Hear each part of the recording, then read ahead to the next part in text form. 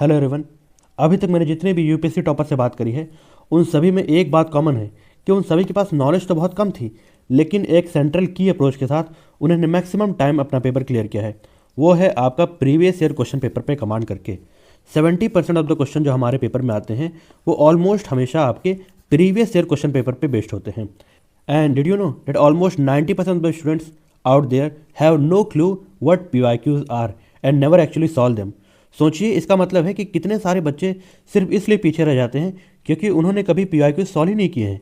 But we are not going to let that happen to you. आज हम इस गलती को यहीं तोड़ेंगे, पीवाईक्यूज को अपनी तैयारी का सबसे मजबूत हिस्सा बनाएंगे। Let's dive in and get you ahead of the game. हम पहले ज्योग्राफी के पीवाईक्यू के साथ स्टार्ट करेंगे। आज मैं 2025 का पेपर जो आपका सेकंड हुआ था जीएस का, उसके पीवाईक्यूज लेके आया हूँ। हम इसमें आपके कॉन्सेप्ट भी सीखेंगे और साथ ही साथ कैसे एलिमिनेशन टेक्निक आपकी इस्तेमाल करी जाती है वो भी सीखेंगे। तो इसे बिल्कुल ध्यान से देखना है और आपको काफ़ी कुछ सीखने को मिलेगा इससे। पहला क्वेश्चन है हमें, arrange the following major elements present in the earth crust in ascending order in weight percentage. Aluminium, calcium, silicon and oxygen. Question में अंदर घुसने से पहले पहले आपको ये समझना चाहिए कि यहाँ पर अर्थ की क्रस्ट के बारे में बात करी गई है। ओवरऑल हमारी अर्थ के बारे में बात नहीं करी गई है, बल्कि हमसे पूछा गया है कि अर्थ की क्रस्ट में एलिमेंट्स बताइए उनके असेंडिंग ऑर्डर के हिसाब से। ठीक है, ऑप्शन है आपके एल्यूमिनियम, कैल्शियम, सिलिकॉन और ऑक्सीजन। अगर आप ले मैन लैंग्वेज से भी सोचेंगे तो आप हल्का सा दिमाग लगा पाएंगे कि आपकी ऑक्सीजन की परसेंटेज आपके अर्थ की क्रस्ट में सबसे ज़्यादा है। ठीक है, तो आपके ऑक्सीजन की परसेंटेज कितनी है? ऑक्सीजन की है आपकी 46% के आसपास। सेकंड पे आपका आता है सिलिकॉन, सिलिकॉन की 27% के हिसाब के आसपास।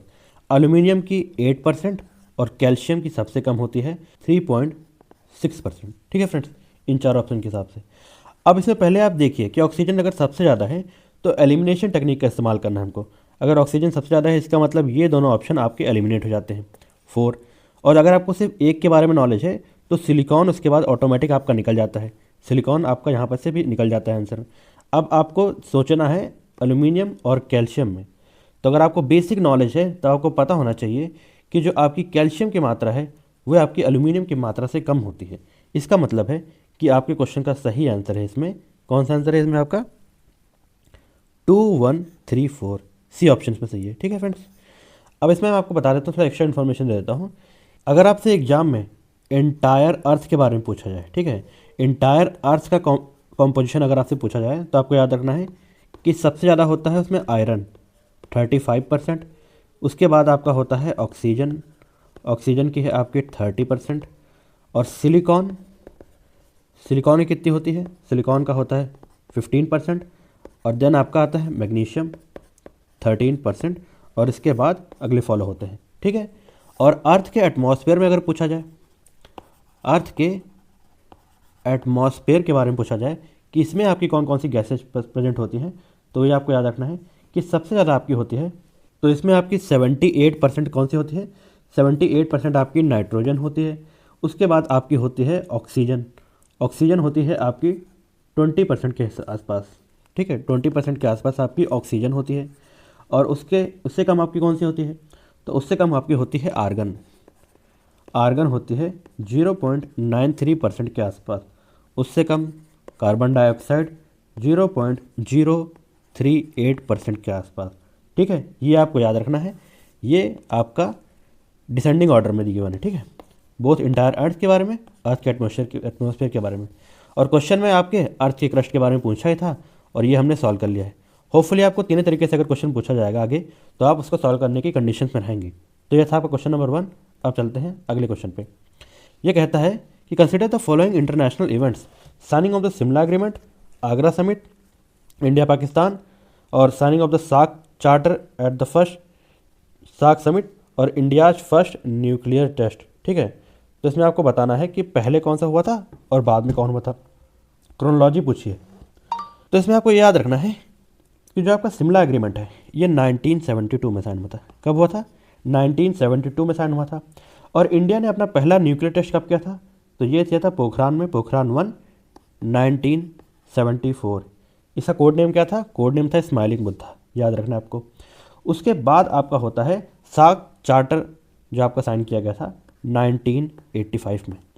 आगरा समिट जो आपकी हुई थी वो 2001 में। तो इसका मतलब आपका सही आंसर है वो है सी ऑप्शन। ठीक है फ्रेंड्स, ये प्योरली फैक्चुअल बेस्ड था। उस समय आपका शिमला एग्रीमेंट बहुत ज़्यादा न्यूज़ में था, ठीक है, इसीलिए आपका क्वेश्चन ये पूछा गया था। तो ऐसा क्वेश्चन आगे से आगे आपसे पूछा जा सकता है। फैक्चुअल इन्फॉर्मेशन आपको होनी चाहिए। बेसिक क्रोनोलॉजी अगर बेसिक आइडिया अगर आपको है, जैसे कि अगर आपको हल्का हल्का याद होगा कि इंदिरा गांधी की गवर्नमेंट के वक्त पे अगर आपका न्यूक्लियर टेस्ट हुआ था तो उस समय कौन सा साल चल रहा था, 1970 चल रहा था। तो ये आप आसानी से कर सकते हैं। ऐसे ऐसे अगर आप करके, अगर आपको बिल्कुल आइडिया नहीं है तब भी आप आंसर तक पहुंच सकते हैं अगर हल्का सा आपको क्रोनोलॉजी पता है चीज़ों की। ठीक है, तो होपफुली आपको ये क्वेश्चन भी समझ आएगा। अब चलते हैं नेक्स्ट क्वेश्चन की ओर। यहाँ पूछा गया है दुरान line is border demarcation that separates which of the following countries. तो आपसे ये बॉर्डर के बारे में क्वेश्चन पूछ लिया गया है। इसमें आपको याद रखना है कि जो दुरान लाइन है ये आपका किसके बीच में है, अफगानिस्तान और पाकिस्तान के बीच में। ठीक है, अब आपको मेजर इंटरनेशनल बॉर्डर्स के बारे में बता देता हूँ जो आपसे एग्जाम में पूछ सकते हैं। ठीक है, तो इंडिया और पाकिस्तान का आप सभी जानते ही हैं, रेड क्लिफ लाइन। ठीक है, और मैकमोहन लाइन कौन सी है, मैकमोहन लाइन आपके इंडिया और चाइना के बीच में है। मैकमोहन लाइन आपकी इंडिया और चाइना के बीच में है। उसके बाद 38th पैरेलल, याद रखना है आपको, एग्जाम में आता है 38 पैरेलल आपकी North Korea and South Korea. 49th parallel, 49 parallel किसके बीच में है, ये आपकी है Canada and United States of America के बीच में। ठीक, line of control India Pakistan के बीच में है ही। Line of actual control India और चाइना के बीच में है, ये भी आपको जानना, डिस्प्यूटेड है दोनों। ठीक है, उसके बाद आपकी एक पूछी जा सकती है 17th पैरेलल। ठीक है, 17th पैरेलल पूछी जा सकती है, ये आपके नॉर्थ एंड साउथ वियतनाम के बीच में है। ठीक, याद रखना है। मैगिनॉट लाइन पूछी जा सकती है, मैगिनॉट लाइन पूछी जा सकती है, ये आपकी जर्मनी एंड फ्रांस के बीच में। ठीक, ब्लू लाइन कौन सी, ब्लू लाइन आपकी है, ये यूएन के द्वारा डिमार्केट करी गई है, ये है आपकी इजराइल एंड लेबनान के बीच में। ठीक, याद रखना है आपको, इजराइल और लेबनान के बीच में है। ठीक है, तो ये मेजर बाउंड्रीज थी, एक्स्ट्रा इन्फॉर्मेशन मैंने आपको दे दी और इस क्वेश्चन का सही आंसर है आपका बी आंसर। बाउंड्रीज़ के बारे में हमेशा आपसे क्वेश्चन आता है, ठीक है, इसलिए इसको दिमाग में रखना है और रिवाइज करते चलना है। इसमें आपका ऐसे क्रोनोलॉजी भी आ सकती है कि इंडिया जो अपने नेबर्स के साथ बॉर्डर शेयर कर रहा है तो उसको डिसेंडिंग ऑर्डर में अरेंज कीजिए, मतलब सबसे ज़्यादा से सबसे कम में अरेंज कीजिए, तो वो भी आपको पैटर्न पता होना चाहिए। होपफुली आपको ये क्वेश्चन समझ आएगा। अब चलते हैं हम नेक्स्ट क्वेश्चन की ओर। नेक्स्ट क्वेश्चन हमारा है टेक्टोनिक प्लेट से रिलेटेड, टेक्टोनिक प्लेट और उसमें कौन कौन से आइलैंड लाई करते हैं, इससे रिलेटेड क्वेश्चन है। ठीक है, तो अब ये क्वेश्चन थोड़ा आराम से समझिए। ठीक है, अगर हम मान के चलिए चारों जो हमारे आइलैंड दे रखे हैं, आइलैंड कंट्रीज दे रखी हैं, उसके बारे में हमें आइडिया नहीं है, लेकिन हमको पता है कि हमारा जो नेबरिंग कंट्री है श्रीलंका। ठीक है, तो श्रीलंका हमारी जो इंडो ऑस्ट्रेलियन प्लेट है, इंडिया की वो प्लेट है, उसी प्लेट से ये भी बना हुआ है। इसका मतलब है सी का आपका 4 ऑप्शन हो जाता है। सी का अगर 4 हो जाता है तो ये एलिमिनेट हो जाता है आपका और ये एलिमिनेट हो जाता है। ठीक, और इसमें हम और जानते हैं कि कैमरोज जो आपका कॉमरोज है वो अफ्रीकन प्लेट, अफ्रीका के आइलैंड, अफ्रीका के आसपास का आइलैंड है, इसका मतलब ये अफ्रीकन प्लेट का हिस्सा है।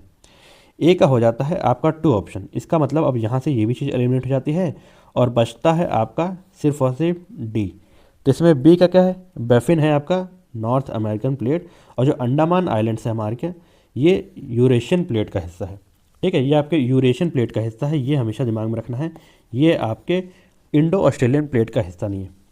तो इस क्वेश्चन का सही आंसर है आपका डी ऑप्शन। देखिए इसमें हमने सिर्फ वाइल्ड गेसिंग करके, अगर हल्का सा हमें सिर्फ बेसिक नॉलेज अगर है, ठीक है, बिना वाइल्ड गेस किए तब भी हम क्वेश्चन के आंसर तक पहुंच सकते हैं, सिर्फ एक सिस्टमैटिक अप्रोच के साथ एलिमिनेशन का इस्तेमाल करते हुए। अब मैं आपको मेजर टेक्टोनिक प्लेट और माइनर टेक्टोनिक प्लेट के बारे में थोड़ा बता देता हूँ। इसमें आपको माइनर जो टेक्टोनिक प्लेट है वो पता होने चाहिए, जैसे कि आपका एक होता है कोकोस प्लेट। ठीक है, ये आपकी माइनर प्लेट है, इंपॉर्टेंट माइनर प्लेट है। सेकंड है आपकी करेबियन प्लेट, ये भी माइनर प्लेट है। थर्ड है आपका नाज़का प्लेट, ये भी एक माइनर इंपॉर्टेंट प्लेट है। और उसके बाद है आपका अरेबियन प्लेट, ये भी याद रखना है।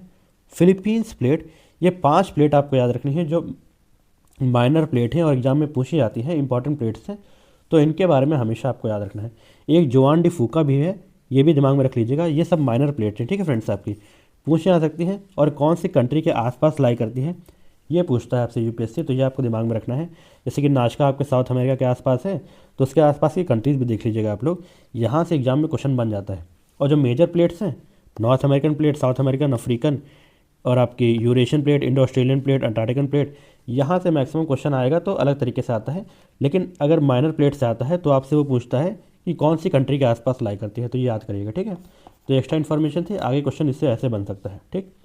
अब चलते हैं आगे। नेक्स्ट हमसे क्वेश्चन पूछा गया है, which of the following statements with reference to the lines of latitude is और are correct. The distance between two successive latitudes changes slightly from equator to poles, और if parallel of the latitudes are drawn at an interval of 1 degree, the total number of parallel thus drawn including the equator will be 179। और ये है इसमें आपके options, ठीक है। तो इसमें आपको याद रखना है कि ये लाइन जो होती हैं आपकी लैटिट्यूड की लाइन होती है, ठीक। ये सब लैटिट्यूड से आपके गिवन है, और ये जो लंबी रेखाएं होती हैं ये लॉन्गिट्यूड होती हैं, ठीक। इसमें एक चीज़ याद रखनी कि एक लैटिट्यूड से आप अगले लैटिट्यूड के जाएंगे, ठीक है, तो उनकी डिस्टेंस हमेशा मैक्सिमम टाइम कांस्टेंट रहती है, वो है आपकी 111 किलोमीटर, ठीक। ये दिमाग में रखना है। और यहाँ ऑप्शन में गिवन है, the distance between two successive latitude changes slightly from the equator to the pole. ये चेंज नहीं होती है, मैक्सिमम आपकी टाइम ये चेंज नहीं होती है। इसका मतलब ए स्टेटमेंट है आपकी इनकरेक्ट, ठीक। अगर आपसे पूछा जाता कि लॉन्गिट्यूड है, तो लॉन्गिट्यूड अगर चेंज होता है तो हाँ जी, लॉन्गिट्यूड जब आप इक्वेटर से पोल की तरफ जाते हैं तो लॉन्गिट्यूड के बीच में डिस्टेंस आपका कम होता जाता है, ठीक। ये दिमाग में रखना है। तो लॉन्गिट्यूड में तो चेंजमेंट होता है, लेकिन लैटिट्यूड में आपके चेंजमेंट नहीं देखने को मिलता है। इसका मतलब फर्स्ट स्टेटमेंट आपकी गलत है, ठीक। अगला पूछा गया है, if parallels of the latitude are drawn at interval of 1 degree, the total number of the parallel thus drawn including equator will be 179। तो हाँ जी, ये होता है आपका, कितनी होती है, 179 ही होती है। कैसे होती हैं, एक आपका इक्वेटर का होता है, उससे ऊपर जब आप जाते हैं तो आपके 90 हो जाती हैं, और नीचे आते हैं तो 90 आपकी और लैटिट्यूड आपकी हो जाते हैं, ठीक। कितने हो गए मतलब टोटल इसमें हो गई आपकी 1 + 90 इक्वल टू 181, ठीक। लेकिन 181 में से 2 आपके जो होते हैं ये आपके पॉइंट होते हैं, ठीक। नॉर्थ पोल और साउथ पोल ये दोनों पॉइंट होते हैं, ये दोनों लाइंस में काउंट नहीं करे जाते हैं। इसका मतलब 181 - 2 इक्वल्स टू 179 रिजल्टेंट है। इसका मतलब सेकंड ऑप्शन आपका करेक्ट है, ठीक। तो इस क्वेश्चन का सही आंसर है आपका 2 ओनली। होपफुली आपको लैटिट्यूड और लॉन्गिट्यूड का ये कॉन्सेप्ट समझ आया होगा। अब चलते हैं आगे, ठीक। नेक्स्ट हमारा क्वेश्चन है, so in this question UPSC talking about mid latitude deciduous forest. Mid latitude deciduous forest के बारे में बात कर रहा है, और ये क्वेश्चन हाईली कंसेप्चुअल है और बहुत सारे स्टूडेंट्स का ये क्वेश्चन गलत हुआ था, तो आज थोड़ा सा ढंग से समझेंगे। पहले तो आप ये देखिए, मिड लैटिट्यूड का रीजन है आपका ये वाला, ठीक। ये मिड लैटिट्यूड का रीजन है आपका, ठीक। ये नॉर्थ साइड का मिड लैटिट्यूड का रीजन है, ये दिमाग में रखना है, ठीक। अब क्वेश्चन पूछा गया है, mid latitude deciduous forest consist largely of trees that drops their leaves during the summer season. सब कुछ तो ठीक है, लेकिन यहाँ समर सीजन लिखा हुआ है। समर सीजन में ऑफनली आपके जो ट्रीज होते हैं वो लीव्स अपनी ड्रॉप नहीं करते हैं, वो अपने ऑटम में या फिर कोल्ड सीजन में वो आपकी जो डेसिडियस फॉरेस्ट है ये लीव्स को ड्रॉप करते हैं। क्यों? ताकि वो लोग मॉइस्चर को कंजर्व कर सकें। किसको कंजर्व कर सकें? मॉइस्चर को कंजर्व कर सकें। तो इस क्वेश्चन में समर सीजन लिख रखा है, तो ये स्टेटमेंट आपकी गलत है। अगर आपको इसी स्टेटमेंट का हल्का सा आइडिया था तब भी आप क्वेश्चन तक पहुंच सकते थे बाय एलिमिनेशन। यहाँ से 1 कट गया, यहाँ से भी कट गया, यहाँ से कट गया, और सीधे आप आंसर तक पहुँच सकते थे, ठीक। लेकिन मान के चलिए कि आपको फर्स्ट स्टेटमेंट आती नहीं थी, तब आगे क्या करेंगे, तो हम लोग आगे पढ़ेंगे। सेकेंड स्टेटमेंट इसमें दी गई है कि mid latitude deciduous forest are native of the eastern North America and western Europe. तो हाँ जी, ईस्टर्न नॉर्थ अमेरिका के रीजन आपका कौन सा है? ईस्टर्न नॉर्थ अमेरिका का आपका रीजन है ये वाला, और वेस्टर्न यूरोप का रीजन है आपका ये। तो इसका मतलब है ये स्टेटमेंट आपकी सही है, ठीक है। होपफुली आपको समझ आएगा। थर्ड स्टेटमेंट की बात करी गई है, in Asia the mid latitude deciduous forest occur as a belt between the boreal forest to the north and steppes land to the south. Steppes mountain आपकी जो ग्रास लैंड है ये आपके एशिया में लाई करती हैं, ठीक। स्टेपीज एशिया में लाई करती हैं, और उसके ऊपर जो आपका बोरियल फॉरेस्ट है, बोरियल फॉरेस्ट टाइगा फॉरेस्ट यहाँ पर लाई करता है। टाइगा ऊपर है और स्टेपी आपका नीचे है, तो इसके बीच आपका कौन सा है? ये आपके डेसिडियस फॉरेस्ट लाई करते हैं। तो इसका मतलब है ये स्टेटमेंट बिल्कुल सही दी गई है, ठीक। ये चीज़ बिल्कुल यहाँ पर सही लिखी गई है। और फोर्थ स्टेटमेंट बात करती है आपकी beech, hickory and walnut are common examples of the trees found in mid latitude deciduous forest. तो हाँ जी, ये एग्जाम्पल है जो आपके ट्रीज पाए जाते हैं इस रीजन में। इसका मतलब ये स्टेटमेंट भी सही है। तो इस क्वेश्चन का सही आंसर हमने डायग्राम के थ्रू सीखा, वो है आपका डी ऑप्शन। होपफुली आपको इसकी अप्रोच समझ आई होगी और मैपिंग से ये क्वेश्चन आपने ढंग से समझ भी लिया होगा। अब चलते हैं अपने नेक्स्ट क्वेश्चन की ओर। हमारा नेक्स्ट क्वेश्चन बात करता है ग्लेशियल ट्रफ से। ग्लेशियल ट्रफ से रिलेटेड क्वेश्चन है। इसमें पूछा गया है, स्टेटमेंट ली गई है कि alpine glaciers strip valley of their soil regolith and sediments to form glacial trough. Second है when the sea level is below the floor of the glacial trough the sea water enters the ice front recedes creating a fjord. Fjord लिखा है या फिजॉर्ड, दोनों चीज़ एक ही होते हैं। अब थोड़ा यहाँ समझने की कोशिश कीजिएगा। यहाँ पर जो आपकी अल्पाइन ग्लेशियर के बारे में बात करी गई है, तो एक चीज़ याद रखना है कि जब अल्पाइन ग्लेशियर यहाँ पर मान के चलिए आपका ग्लेशियर कभी लाई करता है, ठीक, ग्लेशियर आपका यहाँ से लाई करता है और यहाँ आगे समुद्र है या फिर नदी में जाके ये मिल जाता है। तो यह जब धीरे धीरे आपका जो ग्लेशियर है ये धीरे धीरे आगे चलता है एक वैली में, ठीक, एक वैली में धीरे धीरे आगे चलता है, तो अपने साथ साथ वो रिगोलिथ, सेडिमेंट्स, पेबल्स, ये सब कुछ लेके चलता है to form glacial trough. Glacial trough बनाने के लिए क्या ग्लेशियल ट्रफ है, तो ये जो एरिया आपका बना हुआ है, ठीक है, ये एरिया, इसको थोड़ा मैं मिटा देता हूँ तब समझ आपको अच्छे से आएगा। तो ये एरिया जो आपका बना हुआ है ये आप है आपका ग्लेशियल ट्रफ। यहाँ से आपका ग्लेशियर गुजरा है, ठीक है, जब ग्लेशियर गुजरता है तो मिट्टी उट्टी साथ लेके जाता है, जिसकी वजह से खाई बन जाती है, ग्लेशियल ट्रफ बन जाता है, ठीक, ये चीज़ दिमाग में रखनी है। तो ये स्टेटमेंट आपकी सही है। सेकेंड स्टेटमेंट कही गई है when the sea level is below the floor of the glacial trough the sea water enters the ice front recedes creating fjord. अब आप हल्का सा दिमाग लगाइए। अगर आपका ये है कोई ट्रफ है आपकी, ठीक है, कोई आपका रास्ता है, और अगर आपका सी लेवल जो है अगर उससे नीचे है, सी लेवल अगर नीचे है, तो क्या आपको लगता है कि यहाँ से पानी घुस के यहाँ जा सकता है? यहाँ पर लिखा गया ना सी लेवल इज बिलो, तो यहाँ पर ये चीज़ गलत कर दी गई है। अगर यहाँ पर लिखा गया होता सी लेवल इज अबव, अबव लिखा होता, या फिर जो ग्लेशियल ट्रफ है आपका ये नीचे होती सी लेवल से, अगर ये चीज़ लिखी होती तब भी स्टेटमेंट आपकी सही हो जाती। लेकिन यहाँ पर लिखा गया है सी लेवल इज बिलो, इसका मतलब इस छोटी सी गलती की वजह से ये स्टेटमेंट आपकी गलत हो जाती है। आपको रेड फ्लैग वर्ड्स पकड़ने हैं यूपीएससी में, अगर आप वो पकड़ना सीख गए तो आपके क्वेश्चन 100% सही हो जाएंगे, ठीक है। तो इस क्वेश्चन में ये स्टेटमेंट गलत थी, जिसकी वजह से ये स्टेटमेंट आपकी ओवरऑल गलत हो जाती है। तो इस क्वेश्चन का सही आंसर है आपका वन ओनली। यहाँ पर देखिए कि जो वैली बॉटम है बिफोर ग्लेशिएशन, ठीक है, अगर आपका ग्लेशियर यहाँ से यहाँ जाता है तो सी लेवल आपका राइज कर जाएगा। जब सी लेवल राइज कर जाएगा तो यहाँ से पानी यहाँ घुस जाएगा, ठीक, यहाँ से पानी आपका यहाँ घुस जाएगा, जिसकी वजह से ग्लेशियर जो ट्रफ बनती है आपकी ये यहाँ से बनती है, ठीक। जो फिजॉर्ड का आपका फॉर्मेशन होता है, फिजॉर्ड या फिर फियॉर्ड जो लिखा हुआ है, इन दोनों का फॉर्मेशन इसी के थ्रू होता है। जब सी लेवल का वाटर आपका वैली में घुस जाता है तब जाके ये फिजॉर्ड का फॉर्मेशन होता है, ठीक है। तो होपफुली आपको क्वेश्चन समझ आया होगा। इस क्वेश्चन का सही आंसर है आपका ए, ठीक। तो अब चलते हैं अगले क्वेश्चन की ओर। नेक्स्ट क्वेश्चन फैक्चुअल है, प्योरली फैक्चुअल है।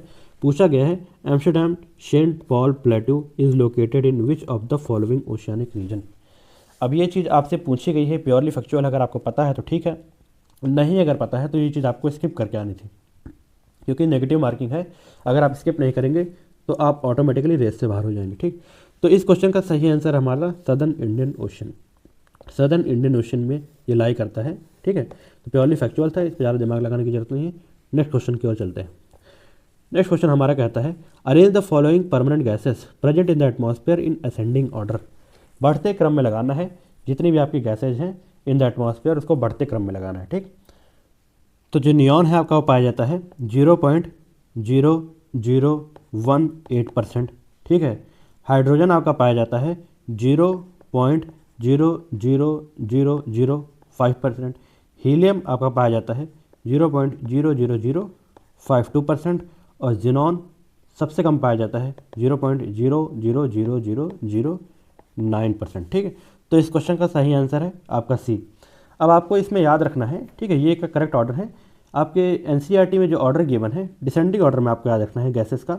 ये है आपका हाइड्रोजन, सॉरी पहला आपका आता है नाइट्रोजन, उससे कम आपका oxygen, then argon, CO2, neon, helium, krypton, xenon and then आपका हाइड्रोजन। ठीक है, तो ये आपकी डिसेंडिंग ऑर्डर में गिवन है, एनसीईआरटी में आपकी ये चीज़ गिवन है, तो ये चीज़ दिमाग में रखनी है। कभी इसका अरेंजमेंट भी आपके पेपर में पूछा जा सकता है।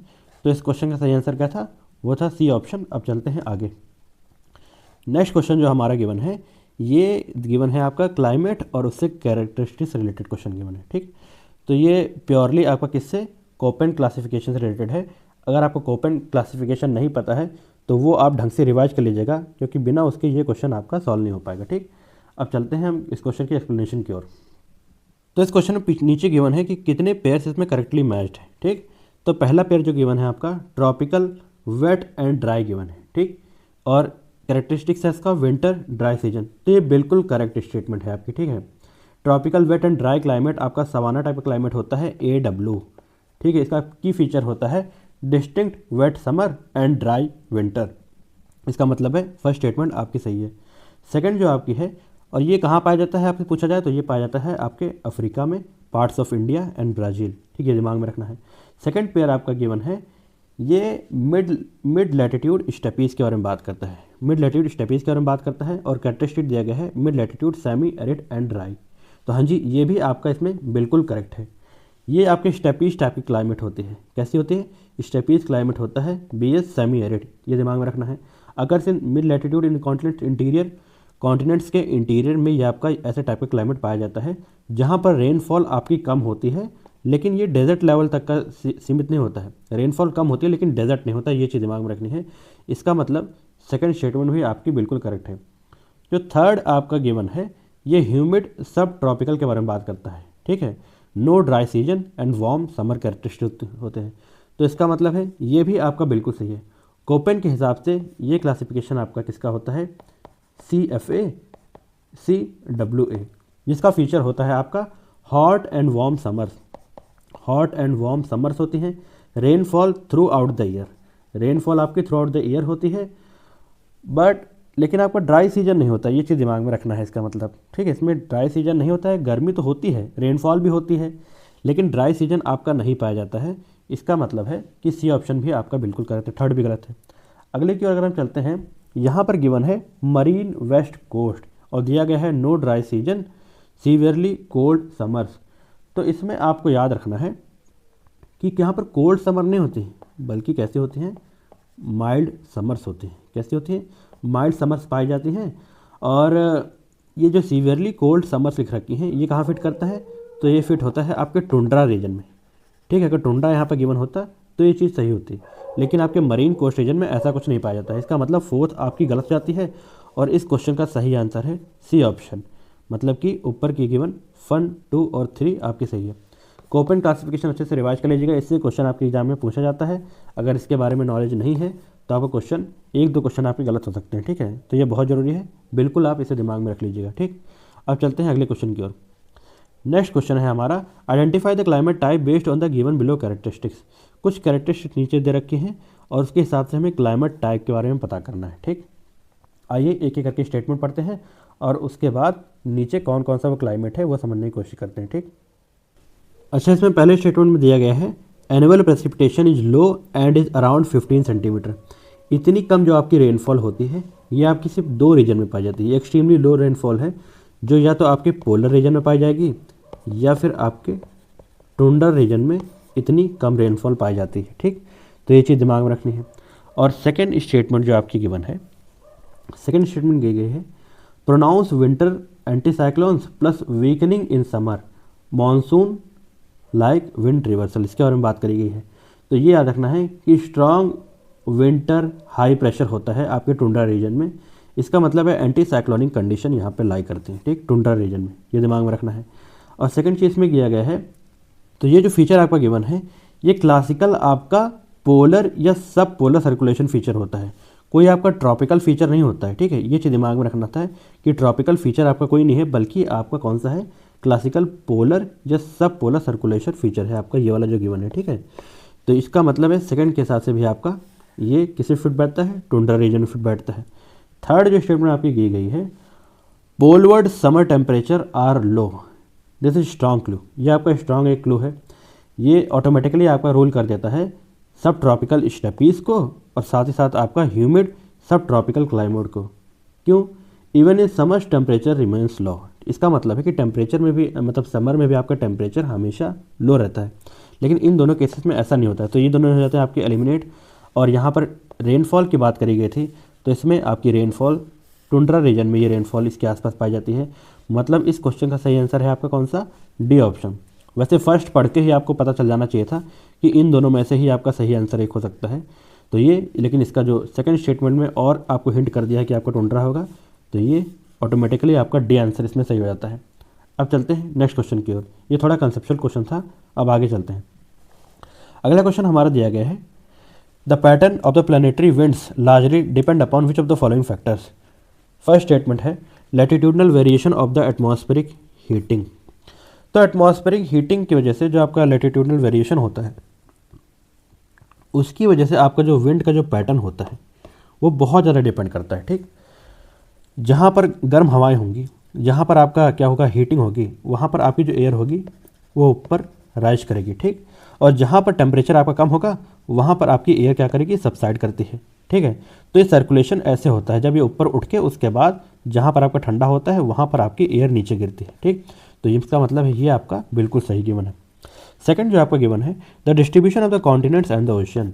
बिल्कुल सही बात है, कॉन्टिनेंट्स और जो ओशन होते हैं ये इनका differential heating and differential cooling होता है दोनों के बीच में।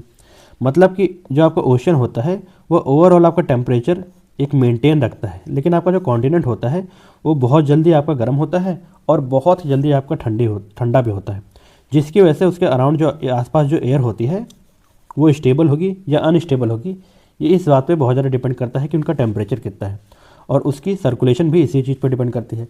इसका मतलब है सेकंड स्टेटमेंट भी आपकी बिल्कुल सही है यहाँ पे। थर्ड चीज़ है rotation of earth. Rotation of earth की वजह से भी आपका प्लानिटरी विंड्स जो होती हैं इनका मूवमेंट काफ़ी ज़्यादा डिपेंड करता है, इनका पैटर्न डिपेंड करता है।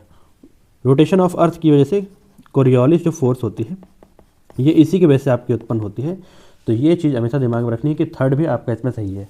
तो इस क्वेश्चन का सही आंसर था आपका 1, 2 एंड 3, तीनों ऑप्शन आपके सही हैं। ये तीनों फैक्टर्स आपके डिपेंड करते हैं किसके लिए, प्लानिटरी विंड्स के मूवमेंट की वजह के लिए। तो होपफुली आपको ये कॉन्सेप्ट समझ आया होगा और ये क्वेश्चन भी आपको समझ आया होगा। अब चलते हैं हम नेक्स्ट क्वेश्चन की ओर। नेक्स्ट क्वेश्चन हमारा गिवन है, which of the following statements with reference to the water vapors in the atmosphere is or are correct? It has a role to play in the stability and the instability of the air. आपकी air की stability होगी या instability ये depend करता है water vapour की वजह से। तो हाँ जी, जो जिस एयर में आपके वाटर ड्रॉपलेट्स ज़्यादा होंगे इसका मतलब है उस एयर की आपकी डेंसिटी होगी कम। डेंसिटी होगी कम तो ये ऐसी एयर आपकी क्या करती है, ये आपकी ऊपर उठती है, हवा में ऊपर उठती है। हवा में ऊपर उठने की वजह से बाद में यही एयर्स आपकी प्रेसिपिटेशन कराती है। प्रेसिपिटेशन मतलब बारिश कराती है। ठीक है, इसका मतलब है जो ह्यूमिड एयर आपकी होती है ये आपकी अनस्टेबल कंडीशन को राइज करती है। कैसे आपको अनस्टेबिलिटी को राइज करती है। अनस्टेबल कंडीशन, अनस्टेबल वेदर वहाँ पर होगा जहाँ पर आपकी ह्यूमिड एयर होगी, और जहाँ आपकी ड्राई एयर होगी, ड्राई एयर आपकी सबसाइड करती है तो ये स्टेबल कंडीशंस को राइज करती है। स्टेबल वेदर को ये आपके उत्पन्न करती है, ये दिमाग में रखना है। तो यहाँ पर दिया गया it has a role to play in the stability and the instability of the air, तो ये चीज़ बिल्कुल सही है आपकी। ठीक है, और सेकंड में it acts like a blanket allowing the earth to neither become too cold और नॉर टू हॉट। ठीक है, तो ये चीज़ बिल्कुल सही है। अगर आप हल्का सा भी दिमाग लगाएंगे, वाटर ब्लैंकेट्स के जो आपका वाटर जो ड्रॉपलेट्स होते हैं उसकी वजह से आपकी अर्थ की वजह से अर्थ का टेम्परेचर लगभग आपका मेंटेन रहता है। ना ही ज़्यादा ये गर्म होता है, ना ही ज़्यादा ये ठंडा होने पाता है। तो वाटर ड्रॉपलेट्स आपकी काफ़ी मदद करती है। इसका मतलब है कि दोनों स्टेटमेंट्स आपकी इसमें सही गिवन है। तो इस क्वेश्चन का सही आंसर है आपका बोथ 1 एंड 2। होपफुली आपको ये क्वेश्चन भी समझ आया होगा और इसके पीछे का कॉन्सेप्ट क्या था ये भी आपको समझ आया होगा। अब चलते हैं आगे क्वेश्चन की ओर। नेक्स्ट क्वेश्चन जो है हमारा ये प्योरली दिमाग लगाने वाला फैक्चुअल क्वेश्चन है। अगर आप हल्का सा दिमाग लगा लेते तो ये क्वेश्चन आपका ऐसे सही हो जाता, और आगे भी ऐसा क्वेश्चन आ सकता है। तो थोड़ा इसके पीछे का लॉजिक समझिएगा और कैसे सॉल्व करा जाता है। गिवन है which among the following classes of the towns in India holds the highest percentage of the urban population as per the census 2011। 2011 जो सेंसस हुआ था उसमें हमने जो अपनी सिटीज़ को क्लासीफाई किया था वो class 1, class 2, class 3, class 4, class 5 ऐसे क्लासीफाई किया गया था उनके पॉपुलेशन के हिसाब से। क्लास 1 की पॉपुलेशन जो थी वो सबसे ज़्यादा थी, तो यहाँ पे क्लास 2 की पॉपुलेशन उससे कम होगी, क्लास 3 की उससे कम, क्लास 4 की उससे कम और क्लास 6 की उससे कम। इसका मतलब है सबसे ज़्यादा पॉपुलेशन आपकी किस में होगी, क्लास 2 में होगी। और यहाँ आपसे पूछा गया है, क्या पूछा गया है, which one the following classes of town has highest percentage of urban population. अगर आप बेसिक लॉजिक लगाएं, जहाँ पर आपकी पॉपुलेशन लगभग ज़्यादा होगी वहाँ पर बहुत हद तक चांसेस है कि आपके अर्बन पॉपुलेशन भी उसी में ज़्यादा हो। ठीक, अर्बन पॉपुलेशन भी वहीं पर ज़्यादा होगी। तो इस क्वेश्चन का सही आंसर है आपका क्लास 2। ठीक, क्लास 2। अगर यहाँ क्लास 1 गिवन होता तो उसका सही आंसर क्लास 1 हो जाता। तो क्लास 1 गिवन है तो इसका मतलब इस क्वेश्चन का सही आंसर है आपका क्लास 2। ये चीज़ दिमाग में रखना है। जैसे कि महाराष्ट्र, आप देख लीजिए कि महाराष्ट्र की पॉपुलेशन बहुत ज़्यादा है, लेकिन उसी के साथ साथ ही अगर अर्बन पॉपुलेशन भी वहाँ पर उसी हिसाब से ज़्यादा है। ठीक है, उसी के रेशियो में आपके अर्बन पॉपुलेशन भी वहाँ पर ज़्यादा है, अर्बन की सिटीज़ सेंटर भी वहाँ पर ज़्यादा पाए जाते हैं। तो इस क्वेश्चन का सही आंसर है आपका क्लास 2। होपफुली अगर आगे ऐसा क्वेश्चन आएगा तो आप लोग उसे अप्रोच ऐसे करके सॉल्व कर पाएंगे। ठीक है, अब चलते हैं नेक्स्ट क्वेश्चन की ओर। नेक्स्ट क्वेश्चन हमारा पूछा गया है, Indore city in Madhya Pradesh is situated in which one of the following regions. अब ये है आपका रीजनल बेस्ड फैक्चुअल क्वेश्चन और कुछ कॉन्सेप्ट पार्ट भी। अगर आप हल्का समझेंगे, इस समय जैसे आपका इंदौर बहुत ज़्यादा न्यूज़ में है तो इंदौर से क्वेश्चन पूछा गया था, तो आगे भी आपके इंदौर से कुछ रिलेटेड क्वेश्चन पूछे जा सकते हैं। तो इंदौर की लोकेशन आपको अच्छे से पता होनी चाहिए। इंदौर, ये है आपका इंदौर। ठीक, यहाँ देखिए मैप में, ये है इंदौर। ठीक है, इंदौर का रीजन इसे मैंने ग्रीन से मार्क कर दिया है। अब थोड़ा समझने की थोड़ा कोशिश कीजिएगा। ठीक है, ये है आपका बुंदेलखंड का रीजन। कौन सा? बुंदेलखंड का रीजन ऊपर वाला है। ठीक, झांसी के आसपास का रीजन, जहाँ पर भिंड आपका पाया जाता है, ग्वालियर पाया जाता है, ये बुंदेलखंड का रीजन है। और मालवा इधर पाया जाता है, मालवा वेस्टर्न साइड में पाया जाता है। ठीक, और महाकोशल रीजन आपका कहाँ पाया जाता है, ये ईस्टर्न साइड में पाया जाता है, महाकोशल ईस्टर्न साइड पे। और जो नीमार रीजन, ये वो फुटबॉल वाला अपना सुपरस्टार नीमार नहीं है। ठीक है, ये हमारे इंडिया का, मध्य प्रदेश का नीमार रीजन है। तो ये नीचे पाया जाता है आपके सदर्न साइड में। अब आप मैप की हेल्प से आपको आंसर तो पता चल ही गया होगा कि ये आपके वेस्टर्न साइड में ज़्यादा लाई कर रहा है। इसका मतलब है इस क्वेश्चन का सही आंसर आपका क्या है, इस क्वेश्चन का सही आंसर है आपका मालवा प्लेट्यू। ठीक, लेकिन उसके आसपास की कंट्री, जैसे आपसे इंदौर पूछ ले, अगले क्या पता आपसे पूछ ले कि भिंड या फिर ग्वालियर। ग्वालियर इंपॉर्टेंट है, तो ग्वालियर आपका बुंदेलखंड रीजन के आसपास है। ठीक है, और अगर आपसे कौन सी सिंगरौली, अगर आपसे सिंगरौली के बारे में पूछते हैं तो ये याद रखना है कि ये है आपका महाकोशल रीजन में। ठीक, और अगर आपसे नीचे बैतूल के बारे में पूछ लेते हैं, ठीक है, तो ये आपके निमार रीजन में लाई करता है। तो ये चीज़ दिमाग में रखनी है। ये मैप से, अगर आप मैप की पकड़ आपकी अच्छी होगी मैप पे, तो आपके क्वेश्चन बहुत ज़्यादा सही होने के चांसेस होते हैं। तो geography is all about maps. ठीक है, ये दिमाग में रखना है और मैप की हेल्प से आपको क्वेश्चन को सॉल्व करते चलना है। पीछे हमने 1-2 क्वेश्चन को मैप की हेल्प से सॉल्व किया है। ठीक है, तो ऐसे भी अप्रोच भी आगे आपको बना के चलनी है। तो इस क्वेश्चन का सही आंसर है हमारा मालवा प्लेटू। अब चलते हैं हमारे नेक्स्ट क्वेश्चन की ओर। नेक्स्ट क्वेश्चन हमारा कहता है, which of the following statements with reference to Richter scale is are correct. Richter scale के बारे में पूछा गया है। ठीक है, एक होती है आपकी मर्सली स्केल और एक होती है आपकी रिक्टर स्केल। रिक्टर स्केल आपकी क्या करती है, मैग्नीट्यूड मेजर करती है। क्या मेजर करती है, मैग्नीट्यूड मेजर करती है। और मर्सली स्केल आपकी इंटेंसिटी मेजर करती है। ठीक है, मर्सली स्केल जो होती है आपकी, ये होती है close ended scale.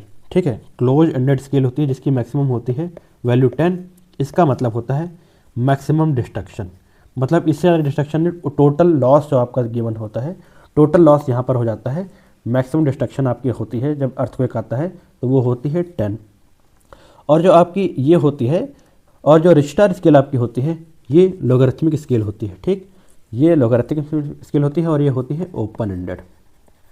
Open ended होती है, मतलब कितने भी मैग्नीट्यूड का आ सकता है, वो तो नेचुरल फिनोमेना पर डिपेंड करता है, कितने भी मैग्नीट्यूड का अर्थक्वेक आपके अर्थ पे आ सकता है। तो ये ओपन एंडेड स्केल होती है, ये चीज़ दिमाग में रखनी है। ठीक है, एक चीज़ और पूछी जाती है, अच्छा इसमें याद रखना है आपको कि जो आपकी रिक्टर स्केल होती है वो हाईली आपकी ऑब्जेक्टिव होती है, और जो मर्सली स्केल होती है ये हाईली आपकी सब्जेक्टिव होती है।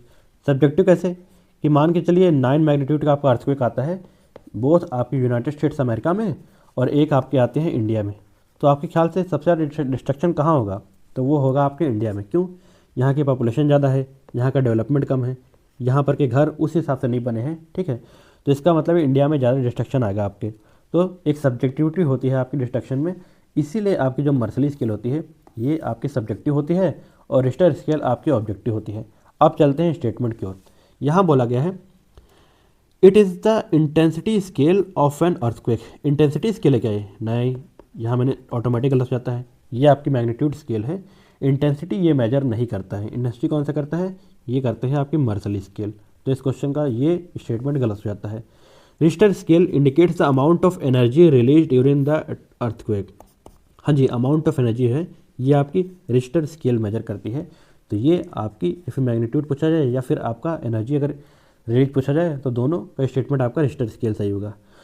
तो इस क्वेश्चन का सही आंसर क्या है? इस क्वेश्चन का सही आंसर है हमारा बी। और जो एडिशनल इन्फॉर्मेशन थी वो भी मैंने आपको बता दी। होपफुली आपको समझ आया होगा। अगर आगे ऐसा भी क्वेश्चन आता है तो आप लोग सॉल्व कर पाएंगे। अब चलते हैं अगले क्वेश्चन की ओर। दिया गया है the golden quadrilateral highway does not pass through which of the following cities. अब अगर आपको मैप की नॉलेज है, अगर आपको दिमाग में मैप का रिवीजन अगर आपका है, गोल्डन क्वाड्रिलेटर से अगर आपको चीज़ें पता है कि कहाँ कहाँ से वो हाईवे जा रहा है, तो आप क्वेश्चन सॉल्व कर पाएंगे। प्योरली फैक्चुअल है। अगर आपको नहीं पता है तो ये क्वेश्चन आपके लेवल का नहीं है। बिना मैप पे पकड़ के ये क्वेश्चन आप सॉल्व नहीं कर सकते हैं। इस क्वेश्चन का सही आंसर है आपका भुवनेश्वर और जयपुर। लखनऊ और इंदौर यहाँ से रिमूव हो जाते हैं, मतलब कि ए ऑप्शन इसका बिल्कुल करेक्ट है।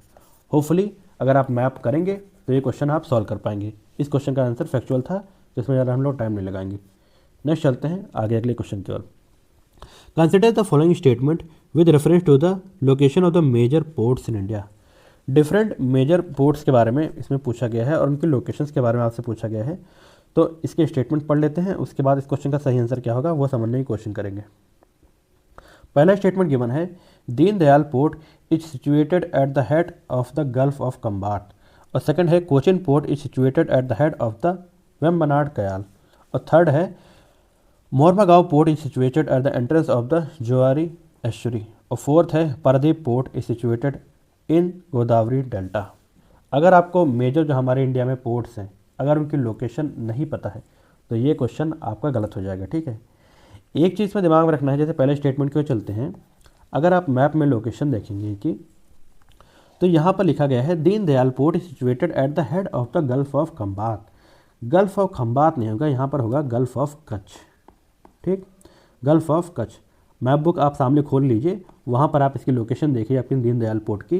दीनदयाल पोर्ट आपकी गल्फ ऑफ कच्छ के हेड पे सिचुएटेड है, ठीक है, ना कि आपके गल्फ ऑफ खंबात पे। इसका मतलब है कि फर्स्ट स्टेटमेंट आपकी गलत हो जाती है तो यहाँ से एलिमिनेट ये दोनों हो जाती हैं।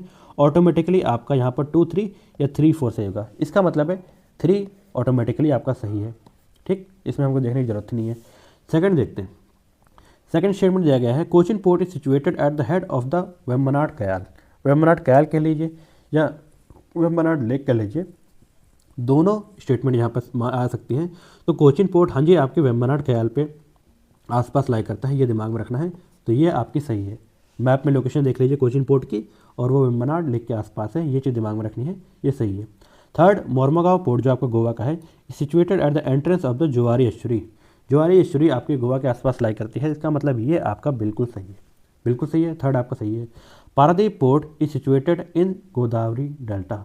पारादीप पोर्ट के बारे में पूछा गया है तो ये महानदी डेल्टा जो है आपका उस पर लाई करता है। किस पे लाई करता है? अगर यहाँ पे महानदी डेल्टा दिया गया होता तो ये इसका आंसर सही होगा। यहाँ पर गोदावरी दिया गया है, अगर यहाँ महानदी होता तो ये सही होता। पारादीप पोर्ट का जो ऑप्शन है यहाँ पे उड़ीसा में जलाई करता है, इसका मतलब ये भी गलत है। तो इस क्वेश्चन का सही आंसर है आपका सी ऑप्शन 2 और 3 ओनली। प्योरली मैप बेस्ड आपका क्वेश्चन है। अगर आपको मैप की नॉलेज नहीं है तो ये क्वेश्चन आप लोग भूल जाइए, ठीक है। मैप की नॉलेज होना इसमें बहुत ज़रूरी है।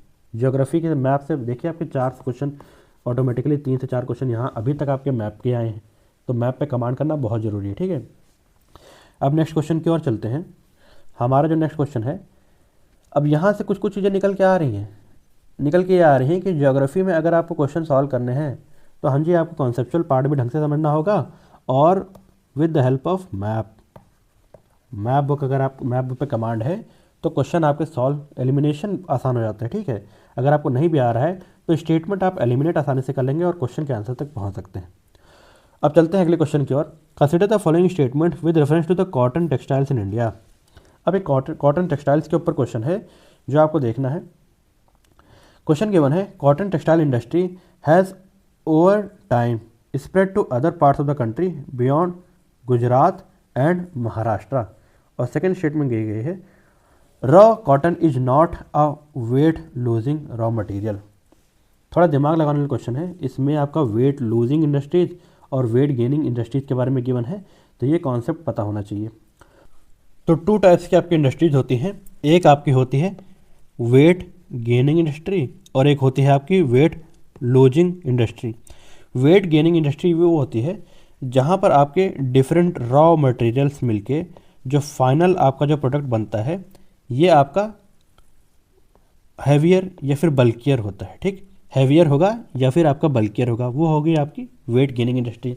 और वेट लूजिंग इंडस्ट्री जो होती है, ये इंडस्ट्री कौन सी होती है, जहाँ पर आपका जो रॉ मटेरियल होता है वो वेट को लूज़ करता है, मतलब उसमें से एक्स्ट्रा पार्टिकल से वो रिमूव कर जाते हैं, तब आपका जो फाइनल प्रोडक्ट होता है वो कम वेट का आपका बनता है। ठीक, जैसे आपका कच्चा जो आपका रॉ मटेरियल आता है, यहाँ पर आपके कॉटन टेक्सटाइल के बारे में बात करी गई है। तो कॉटन टेक्सटाइल जो होता है ये आपका कौन सा होता है, ये वेट लूजिंग आपका इंडस्ट्री होती है। ठीक है, वेट लूजिंग इंडस्ट्री के अंडर में आता है। क्यों? क्योंकि आपका जो रॉ जो आपका कॉटन आता है उसमें आपकी सीड्स होती हैं, सीड के साथ उसके हस्क होती हैं, हस्क के साथ अलग अलग जो इम्प्योरिटीज़ होती हैं वो आपकी इम्प्रूव करी जाती हैं। इम्प्रूव करने के बाद ही उसे यान में कन्वर्ट किया जाता है, यान के बाद ही उसे कपड़े में बनाया जाता है। ठीक, तो होपफुली आपको वेट लूजिंग और वेट गेनिंग इंडस्ट्रीज़ के बारे में पता हुआ होगा। वेट गेनिंग इंडस्ट्रीज़ का एग्जांपल है जैसे आपका ऑटोमोबाइल्स। ठीक है, ऑटोमोबाइल्स जो इंडस्ट्री है ये आपकी कौन सी है, तो ये वेट गेनिंग इंडस्ट्री है। वेट लूजिंग में आपके और एग्जांपल है जैसे शुगर केन। ठीक है, शुगर केन वगैरह जिससे शुगर बनती है ये आपकी वेट लूजिंग इंडस्ट्रीज में आता है। इसी के साथ साथ ही जूट, ये सब चीज़ें आपकी किस में आती हैं, वेट लूजिंग। आयरन और आयरन इंडस्ट्री जो है ये भी आपकी वेट लूजिंग इंडस्ट्री है, ये दिमाग में रखना है। तो होपफुली वेट गेनिंग इंडस्ट्री और वेट लूजिंग इंडस्ट्रीज के बीच में डिफरेंस जो था ये समझ में आपको आया होगा। अब इस क्वेश्चन में गिवन है, cotton textile industries has over time, time के साथ साथ ही ये आपकी स्प्रेड हुई हैं other parts of the country beyond Gujarat और महाराष्ट्र। गुजरात और महाराष्ट्र के अलावा भी अलग अलग जगहों पे आपके कॉटन इंडस्ट्रीज गई हैं। क्यों गई हैं? क्योंकि हम एक कॉटन को आपका क्या होता है, एक नेचुरल एटमॉस्फेयर चाहिए होता है। ठीक है, एक नेचुरल एटमॉस्फेयर चाहिए होता है जिससे आपका जो कॉटन होता है वो यान में कन्वर्ट करा जा सकता है। पहले जब इतनी एडवांसमेंट नहीं थी तो ये नेचुरल कंडीशंस आपके गुजरात और महाराष्ट्र कोस्ट में पाई जाती हैं, लेकिन अब आपको जो कॉटन की इंडस्ट्रीज़ हैं ये आपको यूपी में भी देखने को मिलेंगी। ठीक है, यूपी वगैरह में अलग अलग जगह पे देखने को क्यों मिलेंगी, क्यों? क्योंकि यहाँ पर जो आर्टिफिशियल जो एटमॉस्फेयर क्रिएट किया जाता है, जो नेचुरली आपका पाया जाता है, वो अब आर्टिफिशियली भी आपका क्रिएट किया जा सकता है। इसका मतलब है कि आपका जो कॉटन से यान बनाने का प्रोसेस है उसमें जो टेम्परेचर या फिर और जो उसका ह्यूमिडिटी चाहिए होती है ये आपके आर्टिफिशियली भी अब क्रिएट की जाने लगी है, जिसकी वजह से ये इंडस्ट्री जब रिमोट लोकेशंस पे या other locations of the country में भी पाई जाती है। इसका मतलब फर्स्ट स्टेटमेंट बिल्कुल सही है। होपफुली इसके पीछे कॉन्सेप्ट आप समझे होंगे। और सेकंड में दिया गया है, raw cotton is not a weight losing raw material, ये गलत है। Raw cotton weight losing raw material है, क्योंकि इसमें जितनी हस्क होती हैं, सीड्स होती हैं, वो रिमूव करी जाती है, तभी आपका रॉ कॉटन आगे काम में लाया जा सकता है। इसका मतलब ये गलत है। इस क्वेश्चन का सही आंसर है आपका वन ओनली। होपफुली इस क्वेश्चन का सही आंसर समझ आया होगा और वेट गेनिंग और वेट लूजिंग इंडस्ट्रीज का कॉन्सेप्ट भी आपको समझ आया होगा। ठीक है, तो अब चलते हैं अगले क्वेश्चन की ओर। ये क्वेश्चन हमने अच्छे से सीखा। क्वेश्चन में गिवन है, विच one of the following is not a atmospheric natural disaster. कौन सा इनमें से ऐसा है जो आपका एटमॉस्फेरिक नेचुरल डिजास्टर नहीं है? ठीक है, ये पूछा गया है। ऑप्शन है आपके ड्राउट, हेलस्टॉर्म, फ्रॉस्ट और या फिर एवलांच। तो इसमें आपको याद रखना है कि जो आपका ड्राउट है, सूखा है, ये आपका नेचुरल डिजास्टर नहीं है, एटमॉस्फेरिक नेचुरल डिजास्टर नहीं है, बल्कि हेलस्टॉर्म, फ्रॉस्ट और एवलांच तीनों है। ड्राउट मैन मेड कंडीशन की वजह से भी आ सकता है। ठीक है, ये एटमॉस्फेरिक नेचुरल डिजास्टर नहीं है, ये दिमाग में रखना है। प्योरली फैक्चुअल है, हल्का सा दिमाग लगाना था, ज़्यादा कुछ खास नहीं था। अगर आप थोड़ा सा दिमाग लगा लेते तब भी आप एलिमिनेशन से ये क्वेश्चन का आंसर निकाल लेते। तो होपफुली ऐसा क्वेश्चन अगर आगे आता है तो आप सॉल्व कर पाएंगे। ठीक है, अब चलते हैं अगले क्वेश्चन की ओर। हमारा जो नेक्स्ट क्वेश्चन है वो गिवन है, विच one of the following statement about Nilgiri, Surat and Vagsheer. बहुत आसान क्वेश्चन, हर यूपीएससी एस्पिरेंट जो डिफेंस की तैयारी कर रहा है उसको ये तीनों चीज़ों के बारे में बिल्कुल पता होगा, ठीक है। तो ये मुझे समझाने की बिल्कुल ज़रूरत नहीं है। होपफुली इसका आंसर आप जानते होंगे। तो इसका आंसर है B, these are the combat commission by the Indian Navy, ठीक है। ये आपकी तीनों इंडियन नेवी में जो कॉम्बैटेंट्स हैं आपकी, ये तीनों इस नाम से हैं, ठीक है। तो इसमें इससे कुछ लेना देना नहीं है, ना ही इससे लेना देना है, ना ही इससे कुछ लेना देना है। होपफुली इसका आंसर आपको पहले से आता होगा और बहुत ही आसान क्वेश्चन था। अब चलते हैं नेक्स्ट क्वेश्चन पे बिना देरी किए। नेक्स्ट क्वेश्चन है हमारा, which of the following statement with reference to the National Institute of Disaster Management NIDM के बारे में क्वेश्चन पूछा है, ठीक है। यूपीएससी बिल्कुल अनप्रिडिक्टेबल है, ठीक है, लेकिन एक पैटर्न फॉलो करती है हमेशा। ये क्वेश्चन जो है हमेशा कॉन्सेप्ट पे और फैक्चुअल दोनों मिलाकर आपसे यूपीएससी पूछती है, तो ये चीज़ दिमाग में रखनी है। अब ये नेशनल इंस्टीट्यूट डिजास्टर मैनेजमेंट के बारे में अगर आपको नॉलेज है तो ये क्वेश्चन सॉल्व कर लेंगे। पहला है कि it was constituted in the year 2006। तो हाँ जी, ये बिल्कुल सही है, प्योरली फैक्चुअल है। ये 2006 में से कॉन्स्टिट्यूशन हुआ था। और सेकंड बोला गया है, under the Disaster Management Act 2005 the institute has been interested to assist in national level policy formulation with reference to disaster management. बिल्कुल इसका यही कॉन्सेप्ट ही है। इसी कॉन्सेप्ट की वजह से आपका national institute in disaster management जो बनाया गया था, इस डिजास्टर मैनेजमेंट एक्ट में यही बात लिखी गई थी कि नेशनल लेवल पे जो पॉलिसी होगी डिजास्टर मैनेजमेंट से लड़ने के लिए, ये आपकी इस एक्ट के थ्रू लाई गई है। इसका मतलब है कि ये दोनों स्टेटमेंट आपकी बिल्कुल सही है, इसमें कुछ दिमाग लगाने की ज़रूरत नहीं थी।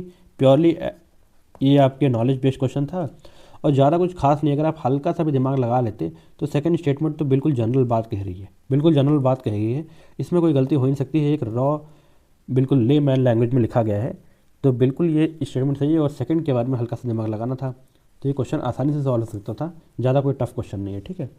अगले क्वेश्चन की ओर चलते हैं। गिवन है, which of the following statement about the dams on the Chenab river is और आर करेक्ट।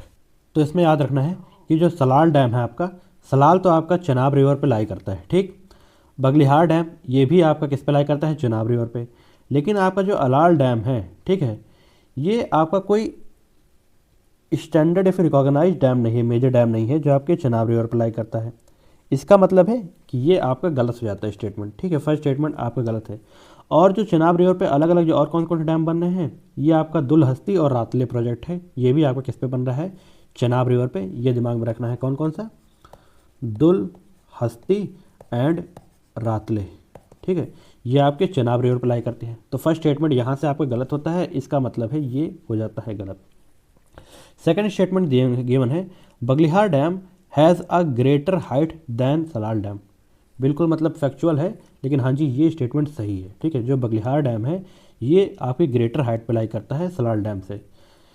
अब देखिए इसमें ज़्यादा डिफरेंस तो नहीं है। जो बगलिहार डैम की 144 मीटर हाइट है और सलाल डैम की कितनी है, 113 मीटर हाइट है। ज़्यादा कुछ खास डिफरेंस नहीं है। ये प्योरली फैक्चुअल बेस्ड था। अगर आपको पता था तो ठीक है, नहीं पता तो ये क्वेश्चन आपको स्किप करने लायक था, ठीक है। बाकी एलिमिनेशन की हेल्प से सॉल्व करा जा सकता है या नहीं करता है, ये हम थोड़ा देख लेते हैं आगे।